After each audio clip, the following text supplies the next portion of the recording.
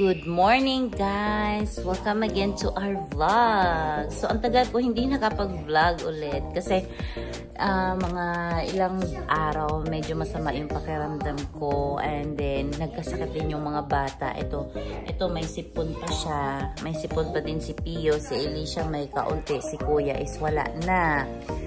So yeah, kaya hindi ako nakakapag-vlog ng araw-araw kasi nahihirapan ako sa sitwasyon. Tapos yung tripod ko ginamit din ni Kuya.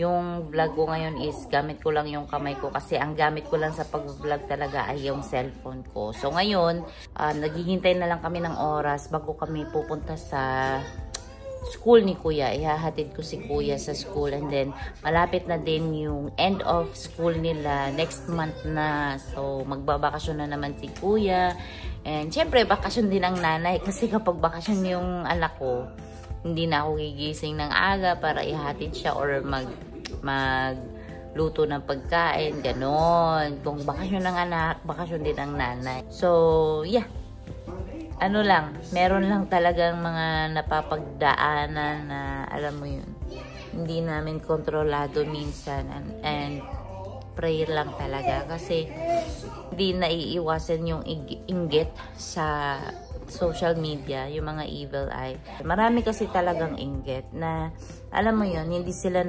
natutuwa kung ano yung mga achievement namin sa buhay. Maraming ganon. Subukan na yan dati pa nung dalaga pa ako. Maraming naiinggit sa kung ano yung na-achieve ko kasi yun ang hindi nila in-expect sa akin, kasi nga iniisip nila is maaga akong mabuntis, wala akong marating sa buhay, mapapariwara ako, mabubuntisan lang ako, walang siseryoso sa akin na lalaki kasi ganito ganyan ako. But iba kasi yung narating ko ngayon na hindi nila in-expect na ganito ang nangyayari sa akin. Kaya alam nyo guys, ang lesson lang talaga niyan is mamaya wag talaga tayo mag-judge sa isang tao, lalo na kapag yung tao is bata pa, nag-growing up pa siya, kasi hindi mo sila kilala, and then hindi mo din alam kung ano yung plano ni Lord para sa kanya. Kaya never judge kung ano man yung batang yan or ano man yung taong yan, marami ba siyang tattoo or umiinom ba siya or anything, nagda-drugs pa siya. Never judge kasi hindi mo alam ano yung ini-install ni Lord para sa kanya. So, yeah, ihahatid na natin si Kuya sa school kasi malilate na siya. 8:10 na. So, hahatid muna natin. Tara na mag-jacket ka na. So, lalagay ko lang si Pio dito sa stroller. Dali mo yung bag mo. Si Kuya guys, papasok na siya dun.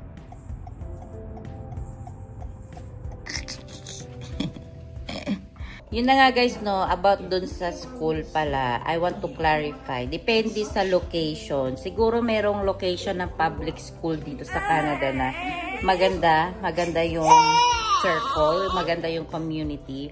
But dito kasi sa area namin is hindi namin siya ganun kagusto ang public school. Kaya ibabalik namin talaga si Ethan sa private school para yung circle of community doon sa school is less yung mga negative, ganun. Hindi ko alam, basta wala kasi kami doon malapit sa mga Filipino community, malayo kami doon.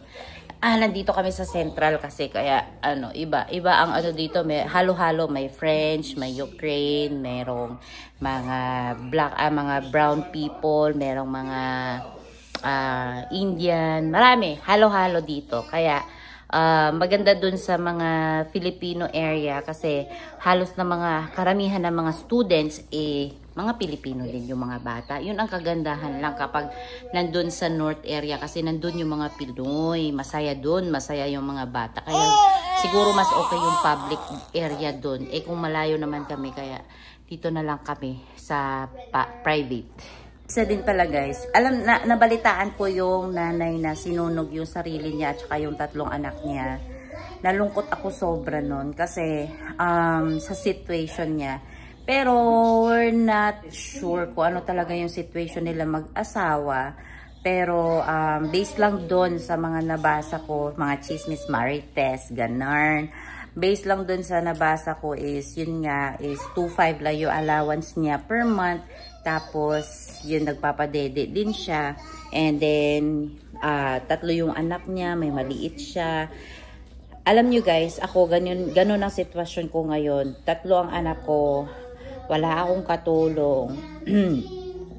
Kami lang dito sa bahay. Kapag si daddy ay nasa work, tapos kapag may mga kailangan ako lang yung gumagawa. Ako lahat ang gumagawa. Pero, ang kagandahan lang sa akin is, si daddy kasi ang support system ko. Like, kung ma-feeling down ako minsan, or malulungkot ako minsan, andyan din kasi si daddy.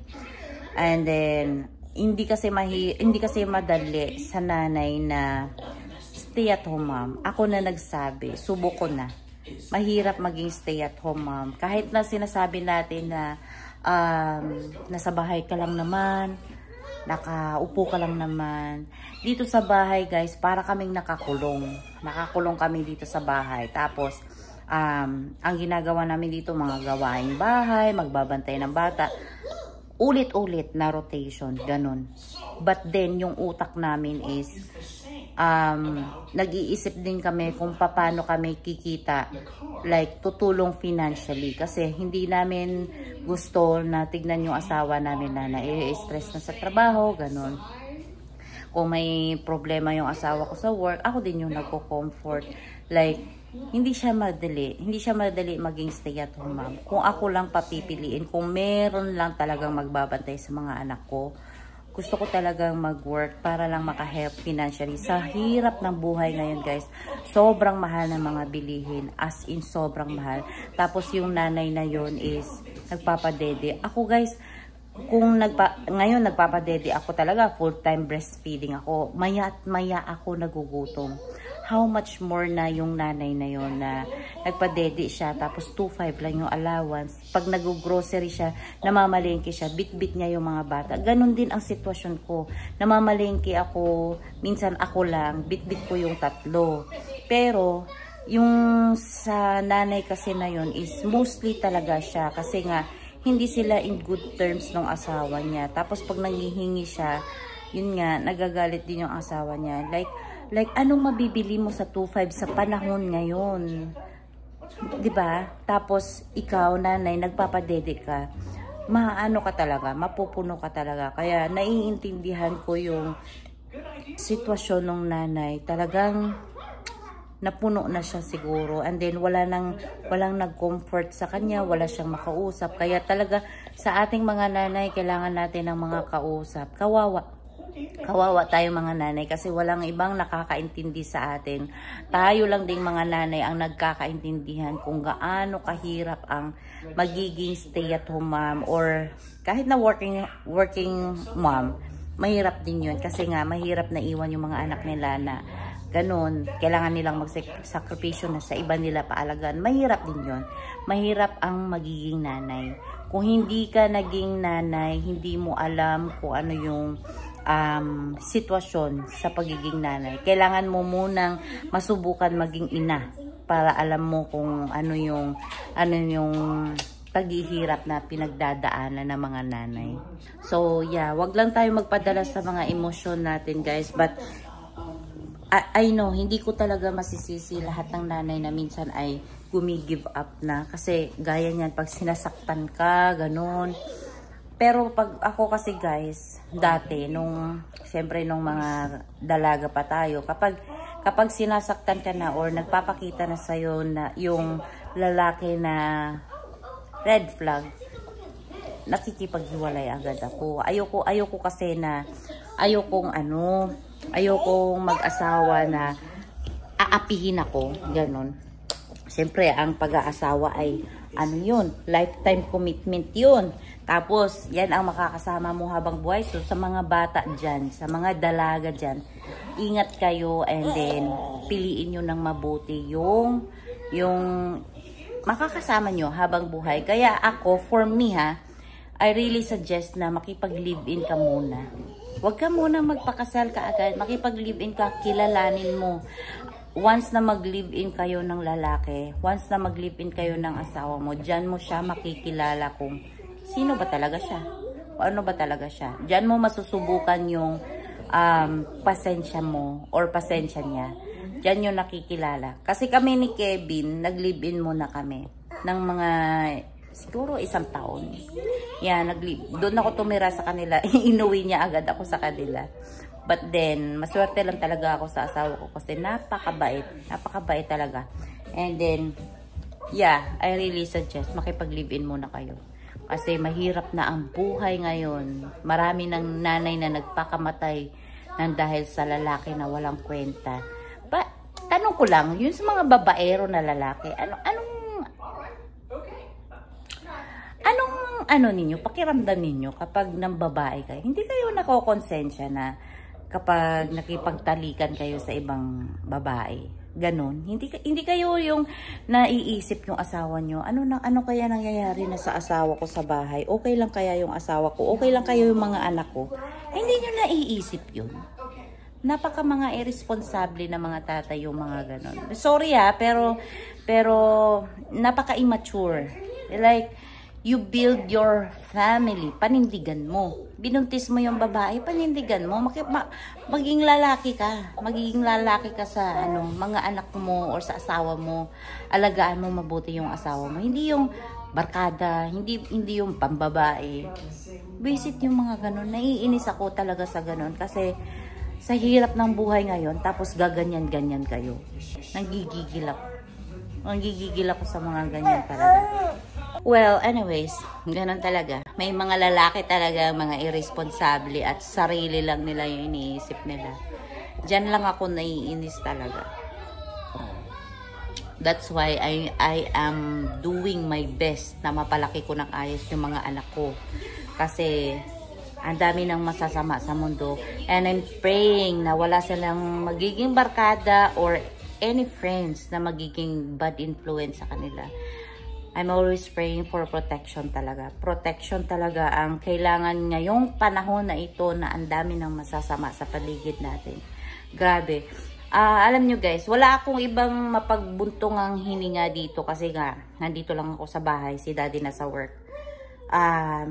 Nakaka-stress kapag nakakita ako sa social media ng mga ganyan. Kaya minsan nawawalan ako ng gana mag-vlog kasi nalulungkot ako, ganun. But, yeah, wala tayong magagawa. We will just ask a protection for our Lord. Yeah. Ganun lang naman eh. Wala naman tayong power dito sa mundo kasi ang power naman natin dito sa mundo, prayer lang. Yun lang ang number 1 na yun lang ang number 1 na weapon dito sa mundo ng makasalanan. Kaya, if you're a Catholic, kami kasi, yung family ko, it's really, we're Catholic. But, sa mga nanonood sa akin na Catholic, kahit na hindi, i-consider nyo lang. You love Mama Mary and always pray rosary. Maniwala kayo, pray rosary daily. Pray rosary. Sorry to include this in my content kasi gusto ko lang mag-spread ng talaga about God, about Mama Mary. I know may mga magko-comment siguro sa akin kung lalawak tong vlog ko na ito, lalawak ito. Siguro may magko-comment sa akin na bakit kayo nag-aano ni Mama Mary. But yeah, let's just respect na lang, yung mga paniniwala sa isa't isa. So, I'm praying to all moms. Kaya natin lahat. Ano ka ba? Walang hindi kaya ang mga nanay. Basta magdasal lang tayo. Pagdasal natin yung lahat ng nanay sa mundo. Oh, gaya niya no. Oh. Itong batang to, ayaw magpababa. Gusto lagi dikit ni mami. Ipogi. Alam nyo guys, maraming nagtatanong kung bakit tumatayo yung buhok niya. Sabi ko, hindi namin yan sinasadya. Talagang nakatayo yan. Simula nung Lumabas siya. Pagkalabas niya, nakatayo na talaga yan. Opo. Ano? Naiinitan na siya eh. Gusto na maligo eh. Naglalaba kasi ako, guys. Tapos, maglilinis ako ng bahay. Di ba? Kala ng iba, hayahay ang magiging stay at home mo. Hindi. Pag nag-away yung mga bata, ikaw repair. Pag nagkasakit yung mga bata, ikaw doktor. Ikaw nagpupuyat. Lahat na lang. Diba? Kaya, enjoy life. Huwag na magpaka-stress. Ayoko na magpaka-stress. Uy. Ganun talaga ang buhay. Ayan si madam. Nagduduyan na. Uy, kahapon pala guys. Nalaglag si Pio doon. Buti may rubber yung sahig namin. Kawawa. Buti na may rubber kami. Kung walang rubber, ayun ako, good luck sa ulo ng batang to. Kaya napaka-importante talaga yung rubber sa bahay kapag merong maliliit. Kasi subukan na yan. Dati kay Ethan, panay untog din ulo nun. Kasi nga, hindi kami naglalagay ng rubber dati sa Philippines. Kaya yung batang yun, panay untog. Kaya ito, okay lang sa amin na mapuno ng rubber yung bahay namin. Hi everybody! My mom is not in a good mood sa mga past few days. That's why we don't have vlog. No. So yeah. Hi everybody! My mom is not in a good mood sa mga past few days. That's why we don't have vlog. No. So yeah. Sa mga nanay na kagaya ko na stay at home mom, okay lang yan. Pansamantala lang to. Pansamantala lang tong ginagawa natin. Hindi sila habang buhay bata. Ganun na lang isipin natin. Ganun na lang i-mindset natin. Isipin natin na ilang taon lang naman yan sakripisyo na sa ating mga nanay. May mga gusto tayong career na gusto natin i-pursue but mangyayari pa kaya? Hindi na. Mangyayari at magagawa mo yun kapag malalaki na yung mga bata. But ako, wala na. Hindi ko na iniisip yung mga career na yan. Okay na yun. Masaya na ako na naging nanay ako. Kahit anong trabaho na lang. Pagka mag-aaral na sila, kahit anong trabaho. Basta tugma sa schedule ng mga bata. Kasi syempre ako pa din yung maghahatid sundo. Pag mag-aaral sila, sino ba naman namang ibang maghahatid sundo, di ba? So, kailangan, ako pa din yung mag-a-adjust. O, diba? Hindi madali maging nanay. Kala nyo madali yung maging nanay? Hindi. Ako, school bus driver nila. Lahat. Tapos, sasabihin ninyo na, madali lang sa bahay. Ay, nako, subukan nyo. Subukan nyo maging Kung nasa Pilipinas lang sana, madali lang. Kasi maraming matatawag na tulungan mo nga ako. Pwede mo hatid yung anak ko. Walang ganun. Dito sa Canada, sa'yo lahat. Kaya minsan talaga, hindi naiiwasan na nadadown tayo. But, pakatatag lang. Ganun lang. Ganun lang talaga. And pinagdadasal ko yung kaluluwa ng mga bata na yun. Yung 3 bata na yun at saka yung nanay talaga. Sana ay mapatawad siya ni Lord sa ginawa niya. And then, syempre, kapayapaan na. We're not allowed to judge. Kahit na ganun ang ginawa niya. Hindi tayo Diyos para mag-judge na ibang tao. Kaya,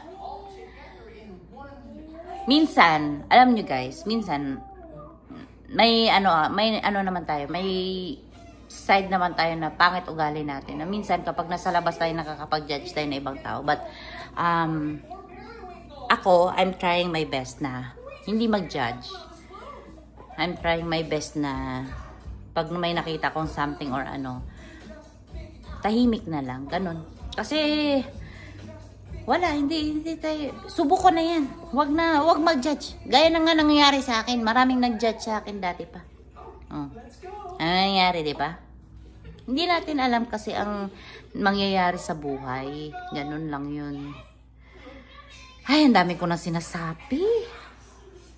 Wala kasi akong kausap dito. Kaya ayan, puro daldal naman ako. Hindi pa ako nakaligo, guys.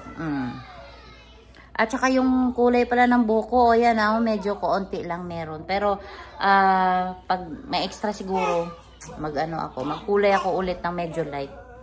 Kasi, ayan, and then, medyo umiitim na ako kasi mainit sa labas. Pero nung last week, malamig kami. Ngayong week na ito, mainit na naman. Namnamin ang init kasi hindi natin alam. Sa susunod na panahon ay malamig na naman ang Canada. So, yeah. Hanggang dito na lang, guys, yung vlog namin. Salamat sa pakikinig sa aking mga daldal. And salamat sa pakikinig sa aking mga hinaing sa buhay. Yeah, naawa lang kasi talaga ako dun sa sa mga bata. Kasi syempre nadamay sila. But ganon siguro ang way lang na naisip nung nanay, kasi syempre pag nawala siya sa mundo, hindi niya alam kung ano yung mangyayari ng mga anak niya, sino mag-aalaga, na the way kung paano niya alagaan yung mga anak niya. Yung may mga isip ng mga nanay na advance para sa mga bata. But yeah, ipagdasal natin silang lahat. And ay, nakakalungkot na buhay. Hindi ko alam kung ako lang yung naapektuhan. But ganun talaga eh. Wala tayong magagawa na sa nangyari sa kanila. And tayong mga nanay, makatatag lang. Tapos, continue lang tayo sa buhay. Gawin lang natin kung ano yung mga dapat gawin. And most importantly, let's pray. Let's pray together. Tayong mga nanay. Pagdasal natin yung mga nanay sa buong mundo. So, yeah. Thank you for watching. Thank you for listening sa mga aligot-got sa akong kinabuhi. So, see you on my next vlog. Bye!